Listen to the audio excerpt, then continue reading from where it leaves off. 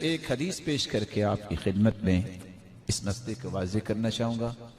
آپ صلی اللہ علیہ وسلم عکاف بن بشیر التمیمی ان کے پاس آئے. آپ نے پوچھا یا عکاف هل لك من زوجہ، شادی شدہ ہو؟ قال لا، نہیں. قال هل لك من جاریہ، لونڈی ہے؟ قال لا، نہیں. قال وأنت موسر بخير، مال ہے؟ قال نعم وأنا موسر بخير، میرے پاس مال تو ہے. شادی نہیں کی، عمر بھی ہو چکی، مال بھی ہے. آپ نے کیا فرمایا؟ اذن انت من اخوان الشیاطین، پھر تو تم شیطان کے بھائی ہو. اب الشیطان کم رسول، تم شیطان بننا چاہ رہے ہو، شیطان کا چیلا بننے کی کوشش کر رہے ہو. تزوج وَإِلَّا أَنْتَ مِنَ الْمُزَبْزَبِينَ، شادی کر لو وگرنہ منافق ہو جاؤ. شیطان کا سب سے بڑا وار اس پہ ہوتا ہے جو شادی نہیں کرواتا. بلکہ آپ نے فرمایا اراذل موتاکم عزابکم، سب سے بری موت ہے اس کی جس کی عمر بھی ہوگی شادی کی اور وہ شادی نہیں کرتا. ایسے عزاب، ایسے کواروں کے لیے بری موت ہے. صحابی اتنے پریشان ہوئے یہ سن کے، کہتے ہیں زوجنی یا رسول اللہ صلی اللہ علیہ وسلم، اللہ کے رسول پہ میری شادی کر دیجئے. آپ نے فرمایا ازوجک کریمۃ بنت کلثوم الحميري، میں کریمہ بنت کلثوم کے ساتھ آپ کا نکاح کرتا ہوں.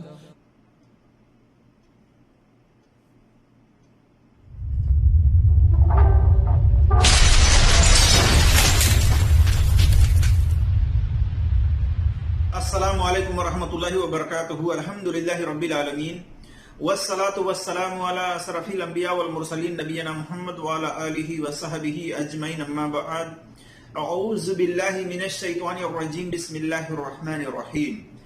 قال اللہ تبارک وتعالی فی قرآن المجید یا ایہا الذین آمنوا ان جاءکم فاسق بنبأ فتبینوا ان تصیبوا قوما بجہالۃ فتصبحوا علی ما فعلتم نادمین. وقال نبی صلی اللہ علیہ وسلم من کذب علی متعمدا فلیتبوأ مقعدہ من النار. رب اشرح لی صدری ویسر لی امری واحلل عقدۃ من لسانی یفقہوا قولی رب زدنی علما.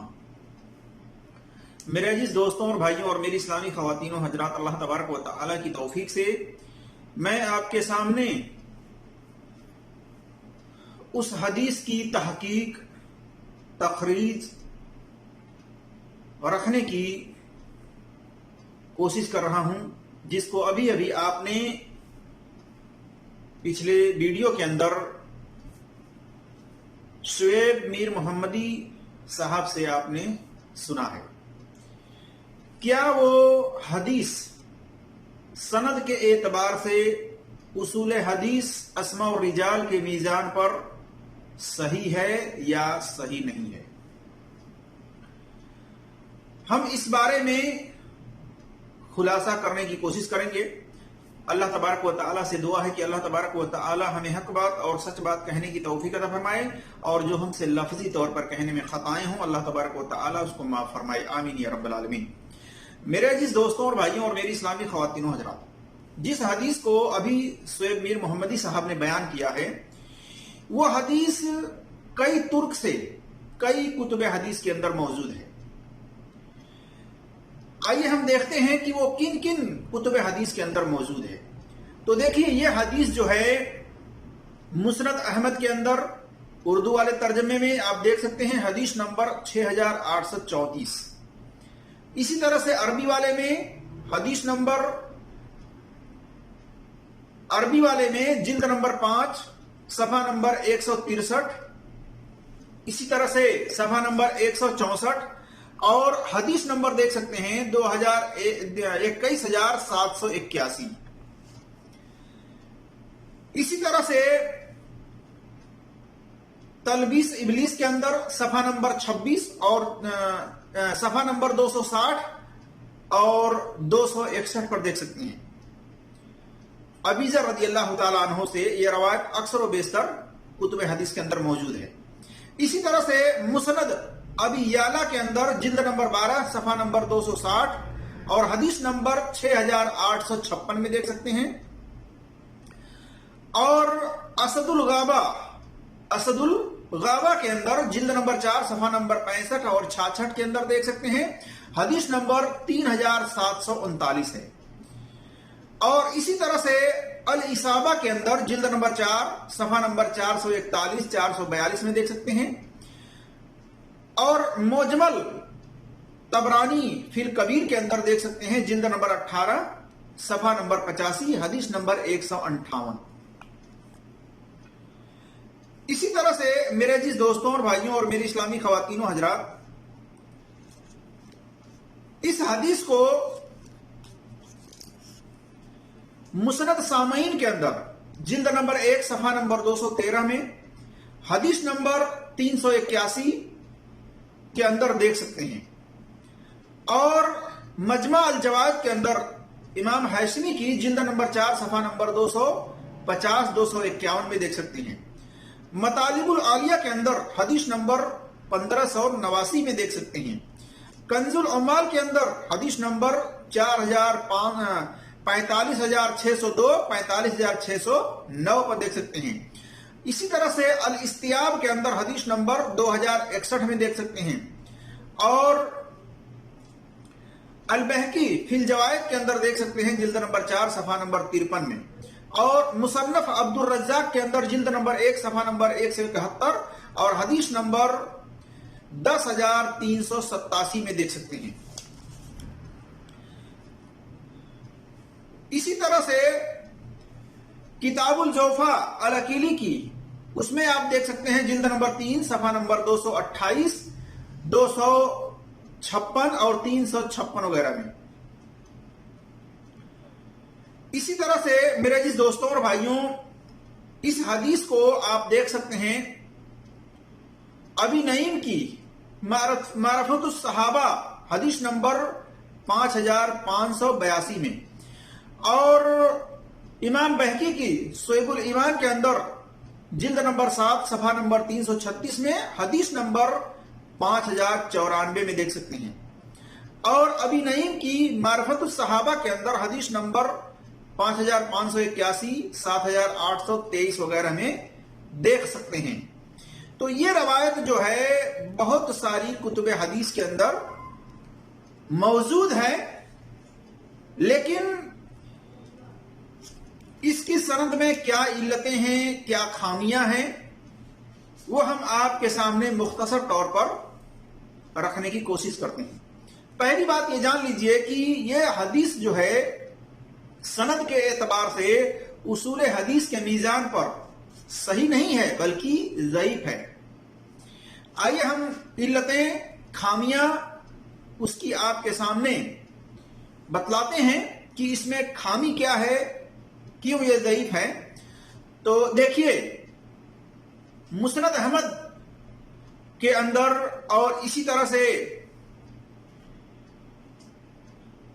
तलबीस इबलीस के अंदर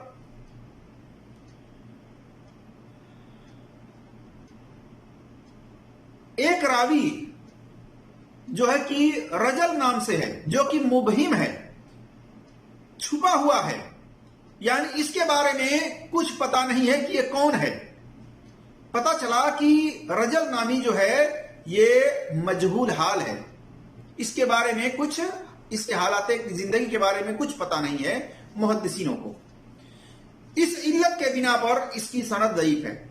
इसी तरह से मुस्नद अबी आला के अंदर इसकी सनद में बकीय बिन वलीद, ये तो अक्सर व बेशतर सनदों के अंदर ये रावी मौजूद है, जैसा कि मैं आगे खुलासा करूंगा आपके सामने दलील के साथ, हवाले के साथ। लेकिन मुख्तसर तौर पर आप जान लीजिए कि इसकी सनद के अंदर बकिया बिन वलीद मुदल्लिस हैं और रवायत अन से कर रहे हैं। निशमा की शराहत इन्होंने नहीं की है मुआविया बिन यहिया से। اور اس کے اندر دوسرا راوی معاویہ بن یحییٰ، یہ جمہور محدثین کے نزدیک ضعیف الحدیث ہے، کمزور ہے حدیث کے معاملے میں. اور تیسرا راوی سلیمان بن موسیٰ ہے، جس کو امام بخاری رحمۃ اللہ علیہ نے منکر الحدیث قرار دیا ہے. آپ دیکھ سکتے ہیں العلل ترمذی کبیر صفحہ نمبر 257 میں. اسی طرح سے اسد الغابہ کے اندر اس کی سند میں راوی بقی بن ولید اور معاویہ بن یحییٰ اور سلیمان بن موسیٰ، یہ تینوں راوی موجود ہیں. اسی طرح سے ایک راوی مقہول ہے، وہ بھی مدلس راوی ہے، جیسا کہ میں آگے آپ کے سامنے خلاصہ کروں گا. اسی طرح سے الاصابہ کے اندر اس کی سند میں اجتراب پایا جاتا ہے، ٹکراؤ پایا جاتا ہے، جیسا کہ ابن حجر اسقلانی رحمۃ اللہ علیہ نے کہا کہ اس کی سند میں اجتراب ہے، ٹکراؤ ہے، اس کی بنا پر اس کی سند ضعیف ہے. اسی طرح سے مجمل طبرانی فی الکبیر کی سند کے اندر اس کی سند میں راوی بقی بن ولید اور معاویہ بن یحییٰ اور سلیمان بن موسیٰ اور مقہول دمشقی، یہ تینوں چاروں راوی اس کی سند میں موجود ہیں. اسی طرح سے ایک روایت جو ہے مسند الفردوس کے اندر حدیث نمبر 1222 ہے، کنز الامال جلد نمبر 16 صفحہ نمبر 278 میں حدیث نمبر 344 اور 54 پر ہے، لیکن یہ بے سند روایت ہے، اس کی پوری سند ہمیں نہیں ملی. یہ مختصر طور پر یہ روایت اس کے اندر اس تعلق سے ہے. اسی طرح سے مسند سامعین کے اندر اس کی سند میں رجا بن وہبت راوی جو ہے یہ مجہول حال ہے، یعنی اس کے حالات زندگی کے بارے میں کچھ پتا نہیں ہے. دوسرا راوی محمد بن عمر الرومی، یہ جمہور محدثین کے نزدیک ضعیف راوی ہے. اسی طرح سے سفیان عوینہ ثقہ تو ہیں لیکن مدلس ہیں اور روایت ان سے کر رہے ہیں، انہوں نے سمع کی صراحت نہیں کی ہے، سننا ثابت انہوں نے نہیں کی ہے. اسی طرح سے ایک راوی مقہول نامی ہے جو کہ مدلس ہے اور روایت ان سے بیان کی ہے. اسی طرح سے مجمع الجوائد امام حیثمی کی ہے اور مطالب العالیہ ہے، کنز الامال ہے، الاستیاب ہے، البہقی فی الجوائد ہے. اسی طرح سے مصنف عبد الرزاق ہے. مصنف عبد الرزاق کے اندر بھی ایک راوی رجل نامی ہے جو کہ مجہول حال ہے میرے عزیز دوستوں اور بھائی. اور کتاب الجوفا امام عقیلی کی جلد نمبر 3 صفحہ نمبر 228. اسی طرح سے العلل متناہیہ امام ابن جوزی کے اندر بھی یہ روایت حدیث نمبر 1000 پر ہے. اب آئیے ہم مختصر طور پر اس کی تحقیق دیکھتے ہیں. دیکھیے محمد بن عمر رومی ضعیف ہیں جمہور محدثین کے نزدیک. اسی طرح سے ابو صالح العامی یہ مجہول حال ہے اور رجا بن وہبت یہ بھی مجہول راوی ہے. اس کی سند میں جو کہ کتاب الجوفا العقیلی ہے، اسی طرح سے علل متناہیہ ہے، اس کی سند میں یہ تمام راوی جو ہیں یہ مجہول ہیں. اس کے علاوہ بھی جو سندوں کے اندر یہ راوی پائے جاتے ہیں وہ بھی ضعیف ہیں اور مجہول حال ہیں. اسی طرح سے ابی نعیم کی معرفت الصحابہ کے اندر اس کی سند میں ابراہیم بن مطہر الجرسی یہ مجہول حال ہے.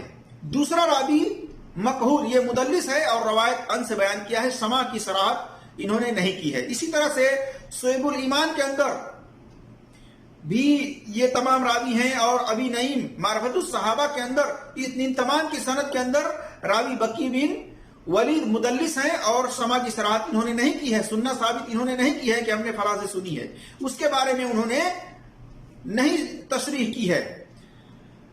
اور اسی طرح سے دوسرا راوی معاویہ بن یحییٰ یہ جمہور محدثین کے نزدیک ضعیف ہے. تیسرا راوی مقہول نامی دمشقی یہ مدلس ہے اور روایت ان سے بیان کیا ہے. اسی طرح سے چوتھا راوی سلیمان بن موسیٰ، جیسا کہ میں نے کہا کہ امام بخاری رحمۃ اللہ علیہ نے منکر الحدیث قرار دیا ہے.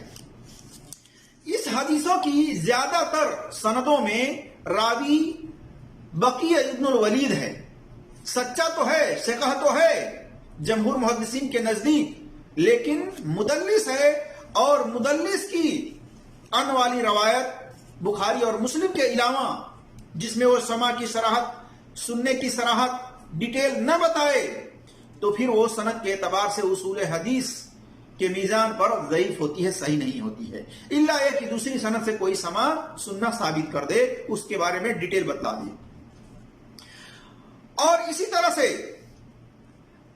اس کے بارے میں عبداللہ بن مبارک رحمۃ اللہ علیہ نے کہا صحیح مسلم کے مقدمے میں حدیث نمبر 7 اور 43 میں کہ بقی ابن الولید سچا تو ہے لیکن وہ روایت کرتا ہے سب قسم کے لوگوں سے، یعنی ضعیف راویوں سے بھی روایت کرتا ہے، ان سے بھی روایت لے لیتا ہے، مجہول حال راویوں سے بھی روایت لے لیتا ہے. تو اس بنا پر کچھ محدثینوں نے اس کو ضعیف بھی کہا ہے. تو پتہ چلا کہ بقی ابن الولید کی روایت کو آنکھ بند کر کے تسلیم نہیں کیا جا سکتا، بلکہ اس کے اندر دیکھا جائے گا کہ انہوں نے سماع کی صراحت، سننے کے بارے میں ڈیٹیل بتلائی ہے کہ نہیں بتلائی ہے. ایک دوسرے سے جان لینے کے بعد پھر وہ روایت اگر سننے کی صراحت ہے، ڈیٹیل انہوں نے بتلائی ہے کہ ہم نے فلاں سے سنا ہے، تو پھر اس روایت کو مانا جائے گا، اصول حدیث میں اس کو مقبول سمجھا جائے گا، ورنہ نہیں. اسی طرح سے بقی ابن الولید یہ مدلس ہیں، ان کے بارے میں حوالہ دیکھیے الترغیب والترہیب جلد نمبر 4 صفحہ نمبر 568. اسی طرح سے التقریب کے اندر نمبر ہے 834. مجمع الجوائد امام حیثمی کی دیکھ سکتے ہیں جلد نمبر 1 صفحہ نمبر 190 میں. اسی طرح سے بقی ابن الولید اگر بحیر ابن سعد سے روایت کریں تو یہ روایت سماع پر، سننے پر محمول ہوتی ہے، چاہے بقی اس کے اندر سماع کی تشریح کریں یا نہ کریں، یعنی سننے کے تعلق سے کہیں یا نہ کہیں کہ ہم نے سنا ہے یا اخبرنی یا حدثنی، اس طرح سے اگر کہیں نہ کہیں تب بھی ان کی یہ روایت ان سے مقبول ہوتی ہے. کن سے؟ بحیر ابن سعد سے اگر یہ روایت بیان کریں، اس میں سننے کے تعلق سے یہ الفاظ نہ استعمال کریں تو یہ مقبول ہوتی ہے، کیونکہ سماع پر محمول ہوتی ہے، سننے پر ان سے یہ روایت مقبول ہوتی ہے. جیسا کہ آپ دیکھ سکتے ہیں علل ابن ابی حاتم تصنیف ابن عبد الحادی کی صفحہ نمبر 124 حدیث نمبر 35 اور 123 پر. اسی طرح سے میرے عزیز دوستوں اور بھائیوں، ان تمام حدیثوں کی سند میں اکثر و بیشتر دوسرا راوی زیادہ تر سند میں معاویہ بن یحییٰ الصدفی ہیں، جس کو جمہور محدثین نے ضعیف الحدیث قرار دیا ہے، حدیث کے معاملے میں کمزور قرار دیا ہے. دیکھیے مجمع الجوائد امام حیثمی کی جلد نمبر 3 صفحہ نمبر 85 میں. اسی طرح سے تقریب التہذیب کے اندر نمبر ہے 6772 اور سنن کبرا کے اندر جلد نمبر 1 صفحہ نمبر 397، جلد نمبر 3 صفحہ نمبر 179، جلد نمبر 9 صفحہ نمبر 296، جلد نمبر 10 صفحہ نمبر 298 میں دیکھ سکتے ہیں. اسی طرح سے تیسرا راوی مقہول دمشقی ہے، یہ بھی زیادہ تر سندوں کے اندر موجود ہے، اور یہ راوی بھی مدلس ہے، اور ان سے روایت انہوں نے بیان کی ہے، سماع کی صراحت انہوں نے نہیں کی ہے، سننا انہوں نے بیان نہیں کیا ہے کہ ہم نے فلاں سے سنی ہے.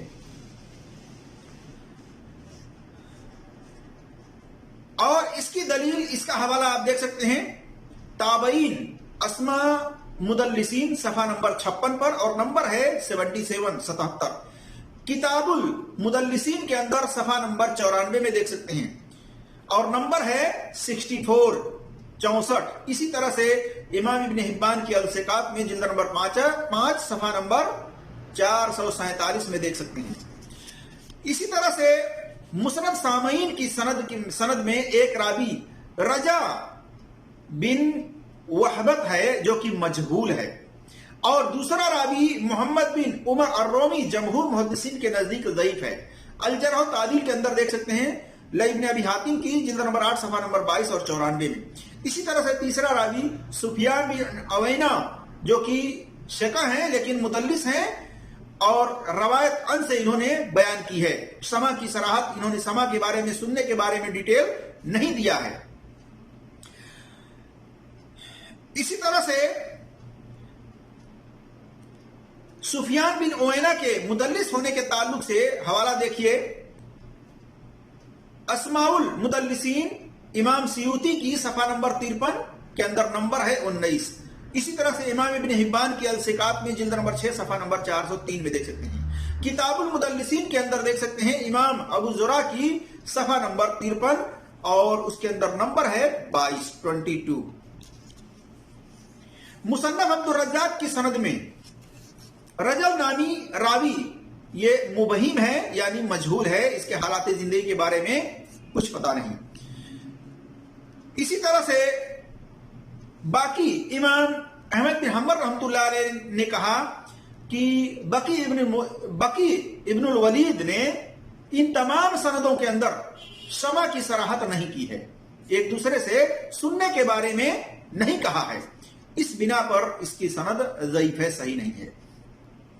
ان تمام حدیثوں کے ترک کو حافظ ابن حجر رحمۃ اللہ علیہ نے کہا کہ ان تمام کی سندوں میں ٹکراؤ ہے، اجتراب ہے، اس کے بنا پر اس کی سند ضعیف ہے، صحیح نہیں ہے۔ اور ان تمام حدیثوں کو ضعیف کہنے والے بہت سارے محدثین ہیں، جن میں کہ امام بہقی رحمۃ اللہ علیہ نے بھی شعیب الایمان کے اندر ضعیف قرار دیا ہے۔ اسی طرح سے امام طبرانی ہیں، انہوں نے طبرانی کبیر کے اندر اس کو ضعیف قرار دیا ہے۔ تو یہ حدیث جو ہے کسی بھی طرح سے دلیل نہیں بن سکتی۔ اس حدیث کو دلیل بنا کر یہ کہنا کہ جس کے پاس مال و دولت ہو اس کے باوجود شادی نہیں کرتا، وہ شیطان کے بھائیوں میں سے ہے، وہ بدترین لوگوں میں سے ہے، ایسے لوگ کی موت بری موت ہوتی ہے، ایسے لوگ منافق ہوتے ہیں، ایسا کہنا درست نہیں ہے، کیونکہ یہ حدیث کی سند ہی صحیح نہیں ہے اصول حدیث اسماء اور رجال کے میزان پر۔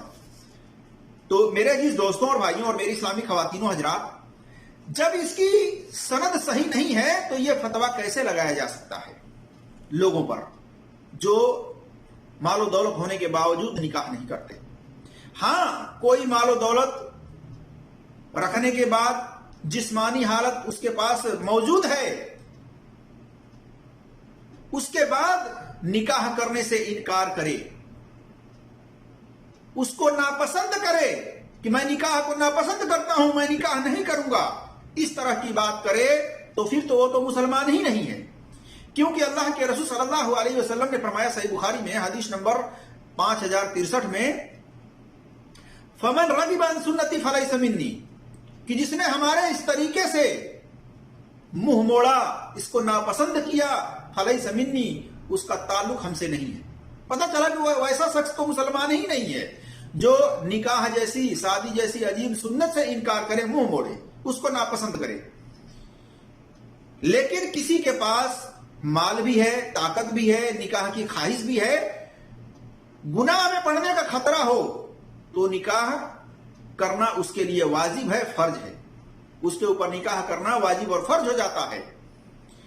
اور گناہ میں پڑنے کا خطرہ نہیں ہے، وہ تعلیم حاصل کرنا چاہتا ہے اور اس کے پاس مال و دولت تو ہے لیکن جسمانی طاقت بھی ہے، اس کے باوجود گناہ میں پڑنے کا خطرہ نہیں ہے، اگر وہ نکاح نہیں کرتا ہے تو اس پر یہ فتویٰ نہیں لگے گا کہ ایسا شخص بدترین لوگوں میں سے ہے، ایسے شخص کی موت بدترین ہوگی اور ایسا شخص جو ہے شیطان کے بھائی ہے، شیطان کے بھائیوں میں سے ہے، اس طرح نہیں کہا جا سکتا۔ ہاں، کوئی عذر ہے جس کے بنا پر نکاح نہیں کر سکتا تو اس پر کوئی فتویٰ نہیں لگے گا، بلکہ اس کو معذور سمجھا جائے گا، اس کو سمجھا جائے گا کہ کسی عذر کے بنا پر یہ شادی نہیں کر رہا ہے۔ اور اکثر و بیشتر آج دنیا کے اندر آپ دیکھ سکتے ہیں بہت سارے لوگ ہیں جن کے پاس مال و دولت بھی ہے، صحت تندرستی بھی ہے، جسمانی قوت بھی ہے، اس کے باوجود وہ نکاح نہیں کرتے، عذر کے بنا پر، ناپسندیدگی کے بنا پر نہیں، عذر کے بنا پر۔ تو کوئی عذر کے بنا پر کوئی کسی کے پاس عورت ہو یا مرد ہو، کسی کے پاس اتنا مطلب ایسا عذر ہے جو عذر دور نہیں ہو سکتا، ختم نہیں ہو سکتا، اور اس کے بنا پر وہ نکاح نہیں کرنا چاہتے ہیں، تو پھر ایسے لوگوں پر یہ فتویٰ نہیں لگے گا کہ ایسے لوگ شیطان کے بھائیوں میں سے ہیں، ایسے لوگ بدترین لوگوں میں سے ہیں، ایسے لوگ منافق ہیں، ایسے لوگوں کی موت بری موت ہوگی۔ اس طرح کی بات ایسے لوگوں پر نہیں لگے گا۔ بہرحال اس کی تمام سندیں ضعیف ہیں، صحیح نہیں ہیں۔ اس حدیث کو دلیل بنا کر کے اس طرح کی بات کرنا جس طرح سے شعیب میر محمدی صاحب نے کی ہے، یہ درست نہیں ہے میرے عزیز دوستوں اور بھائیوں۔ میں نے آپ کے سامنے پورے پروف کے ساتھ، پورے حوالے کے ساتھ بات رکھی ہے، اور اس کو ہم نے کیا ثابت کیا، بلکہ جمہور محدثین نے یہ ثابت کیا ہے اسماء الرجال کے میزان پر کہ اس کی سند جو ہے ضعیف ہے، صحیح نہیں ہے، اور اس میں تو بہت ساری سندیں ایسی ہیں جو موضوع من گھڑت ہیں، اس حد تک کی سندیں ہیں۔ ہم نے تو کچھ سندوں کا ذکر آپ کے سامنے کیا ہے، اس کے علاوہ بھی کئی سندیں ہیں جو کہ موضوع من گھڑت ہیں اس تعلق سے۔ تو میرے جس دوستوں اور بھائیوں، اللہ تبارک و تعالیٰ کا وہ فرمان ہمیشہ یاد رکھیے جس میں اللہ تبارک و تعالیٰ نے فرمایا یا ایھا الذین آمنوا ان جاءکم فاسق بنبأ فتبینوا، کہ اے ایمان والو جب تمہارے پاس کوئی فاسق خبر لے کر آئے تو اس کی تحقیق کر لیا کرو۔ تو تحقیق کرنا ہر ایمان والے کی ذمہ داری ہے۔ آج دیکھ لیجئے مولوی حضرات ہیں تحقیق نہیں کرتے، حالانکہ ان تمام کتابوں کے اندر شعیب الایمان کو اٹھا لیں، طبرانی کبیر کو اٹھا لیں، اس کے اندر پوری تفصیلات دے دی گئی ہے کہ اس کی سند فلاں فلاں علتوں کی بنا پر ضعیف ہے، لیکن یہ مولوی پتہ نہیں کون سی کتاب پڑھتے ہیں، ان کو دکھائی نہیں دیتا یہ سب علتیں۔ صحیح کہا ہے متقدمین محدثین نے، ابن قطان رحمۃ اللہ علیہ نے کہا کہ حدیث کو نہ دیکھو بلکہ سند کو دیکھو، جس کی سند صحیح ہے اس کی حدیث صحیح ہے۔ حدیث دیکھ کر کے اگر اس طرح سے بات کرو گے تو دھوکہ کھانا ضروری ہے میرے جس دوستوں اور بھائیوں۔ تو ان کی یہ بات بالکل درست ہے اور صحیح ہے کہ حدیث کو نہ دیکھا جائے بلکہ سند کو دیکھا جائے۔ سند صحیح ہے تو حدیث صحیح ہے، اگر سند صحیح نہیں ہے تو پھر دھوکے میں حدیث کو دیکھ کر کے نہیں پڑھنی چاہیے۔ اور ایسا دیکھیے اکثر و بیشتر لوگ ہیں کہ وہ سند کو نہیں چیک کرتے، حدیث کو دیکھتے ہیں کہ حدیث میں اتنی فضیلت ہے، اتنی وعید ہے، اس کو لے کر کے اور عوام میں چھوڑ دیتے ہیں، جبکہ اللہ تبارک تعالیٰ نے تحقیق کرنے کا حکم دیا ہے میرے جس دوستوں اور بھائیوں۔ اور متقدمین محدثین نے سند کے چیک کرنے کے بارے میں اصول دیا ہے۔ تو ہمیں چاہیے کہ ہم اسماء الرجال کے روح سے اصول حدیث کے میزان پر سند کو چیک کریں، صحیح ہو بیان کریں، صحیح نہ ہو تو علت کے ساتھ اس کی وضاحت کرنے کی اس کی سند صحیح نہیں ہے، یہ خامی اس کے اندر ہے۔ اسی طرح سے اللہ کے رسول صلی اللہ علیہ وسلم کی طرف جان بوجھ کر کے جھوٹی بات منسوب کرنا، آپ صلی اللہ علیہ وسلم نے ایسے لوگوں پر وارننگ اور وعید سنائی ہے۔ فرمایا صحیح بخاری میں حدیث نمبر 109 110 وغیرہ میں، من کذب علی متعمدا فلیتبوأ مقعدہ من النار، کہ جس نے جان بوجھ کر کے میری طرف جھوٹی بات منسوب کی جس کو میں نے نہیں بیان کی ہے تو اس کو چاہیے تو اپنا ٹھکانہ جہنم میں بنا لے۔ تو میرے جس دوستوں اور بھائیوں، میں نے آپ کے سامنے یہ تمام باتیں رکھی ہیں۔ اللہ تبارک تعالیٰ ہم تمام مسلمانوں کو قرآن اور صحیح حدیث پر عمل کرنے کی توفیق عطا فرمائے اور تحقیق کرنے کی توفیق عطا فرمائے، آمین یا رب العالمین۔ السلام علیکم ورحمۃ اللہ وبرکاتہ۔